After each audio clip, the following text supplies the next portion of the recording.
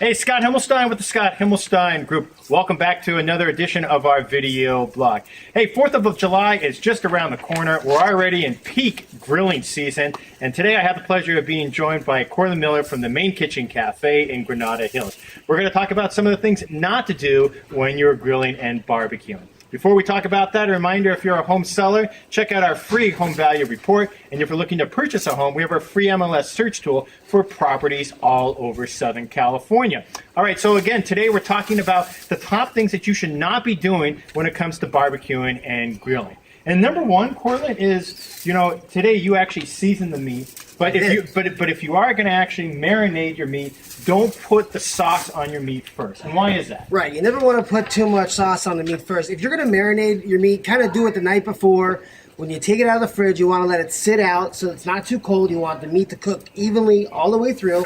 And you want to kind of wipe off that excess marinade. You don't want it too wet when it goes on the grill because all the sugar and all the oils that are in that marinade could catch fire, and it's going to end up burning and charring your food. And it's going to give it a bad taste, and you don't want that. Right, exactly. Number two, don't cook on high. So, Cortland, a lot of people cook over too high of heat. And how do you prevent that? It's true. Well, what you want to do first is make sure that your grill is on high when you turn it on.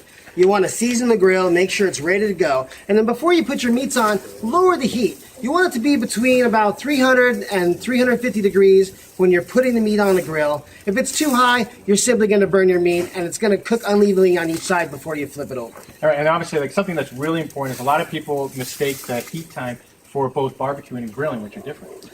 Absolutely correct. Grilling is technically like a high heat where you want to kind of sear in each sides of the meat. You want to sear them. It seals in all the juices. When you're barbecuing, it's really like low and slow. So you'll have like one half of your grill with the heat, and you put the meats on the other side, you close the grill, and you kind of let it go low and slow, and then the meat just really tenderizes there. Right. So number three, don't prod or poke your meat. Seems kind of obvious, but I got to be honest with Cortland, I am extremely guilty of this one. My daughter is too. When I cook chicken, she likes to come by and pull the skin off because it's her favorite thing in the world.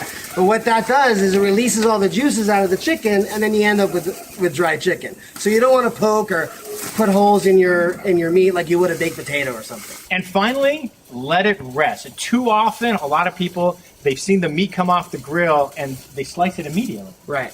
What that does is it lets all the juice and the flavor out of the meat. So you want to let it rest for about 10 or 15 minutes. A good idea to tent your meat with aluminum foil to kind of keep the juices in. And that lets the juice kind of evenly distribute throughout the meat before you're going to cut into it.